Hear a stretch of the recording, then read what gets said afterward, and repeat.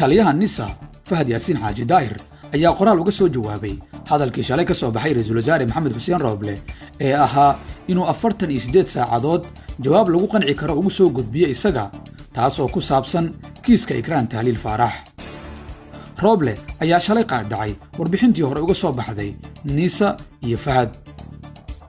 qoraal hal bog ah oo fahad yaasiin u diray rooble ayuu ku sheegay inuu rabo inuu faahfaahinta kiiska ikraan ka hor sheego golaha amniga qaranka oo ah farmaajo, taliyaasha ciidanka, wasiirada amniga, gaashaandhigga, ra'iisul wasaaraha iyo gudoomiyaha gobolka banaadir. waa jawaab lama filaan ah oo timid xilli ay 24 saac wax ka yar ka harsan tahay muddadii uu rooble u qabtay fahad yaasiin xaaji daahir. haddaba waxaan warbixintan ku eegaynaa 4 arrimood oo ku dhex jira qoraalka fahad iyo waxa la gudboon ra'iisul wasaare maxamed xuseen rooble. 1. qoraalka fahad wuxuu sheegayaa inuusan rooble wax tallaabo qaadi karin saacadaha ka dhiman waqtigii uu qabsaday. rooble waxaa loo diray shaqo cusub oo ah inuu ku qasban yahay inuu sugo inuu farmaajo iclaamiyo shirka golaha amniga qaranka uuna sugo shirkaas haddii uu rabo inuu helo warbixinta kiiska ikraan. si kale kuguma siin karna warbixinta ayuu u dhigan yahay qoraalka fahad. golaha amniga qaranku muddo dheer ma shirin, waxay u muuqdaan golo kala tegay. rooble marka koowaad xujo ayaa la hordhigay, weliba wakhtiga shirka la qabanayo isaga ma qusayso oo warbixinta fahad waxay dalbanaysaa in farmaajo iclaamiyo shirka. 2. ra'iisul wasaare rooble waxa uu dalbaday in isaga uu fahad u soo gudbiyo jawaabta baarista kiiska ikraan, laakiin fahad waa uu diiday wuxuuna dalbaday golaha amniga qaranka. tani waxay ka dhigan tahay adigu ma xukuntid ammaanka dalka.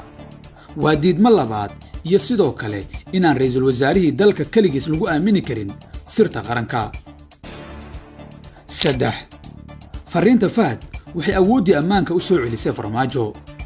haddii uu rooble aqbalo in la qabto shirka golaha amniga qaranka, micnuhu waa inuu shirkaasi gudoomin doono farmaajo. xitaa haddii markaas lagu qanci waayo jawaabta uu fahad keeno, cidda go'aanka ka gaaraysa ee shirka gudoominaysa waa farmaajo. rooble si toosa ayaa looga tuuray kiiskii uu xala dusha saartay. 4. iska horimaadka farmaajo iyo rooble. jawaabta uu bixiye fahad yaasiin waxay iska hor keeni kartaa rooble iyo farmaajo oo isku qabsan doona hoggaanka ammaanka dalka. waxay soo noolaynaysaa farmaajo. rooble wuxuu kala hore baarlamaanka hortiisa ka sheegay inuu qaatay mas'uuliyadda ammaanka dalka, laakiin qoraalka fahad ayaa taas beenin kara haddii uu shaqeeyo. haddaba maxaa laga filan karaa ra'iisul wasaare maxamed xuseen rooble? sida muuqata rooble waa la inkiray, waxaa la istusay isaga iyo farmaajo. waxaa loo sheegay inuusan ammaanka dalka isagu mas'uul ka ahayn. waxaa kaloo loo caddeeyey dhammaadka arrintan inuusan isagu lahayn. wakhtiga arrinta la dhammayn karana waa laga badiyey saacadihii uu qabsaday. haddii uu rooble markii horeba daacad ka ahaa inuu xalliyo kiiska ikraan, kuma qanci doono jawaabta fahad ayay leeyihiin dadka isha ku haya kiiskan. balse haddii arrintu ahayd wax la wada ogaa, rooble waa loo sameeyey dariiq uu ku baxsan kara hadda.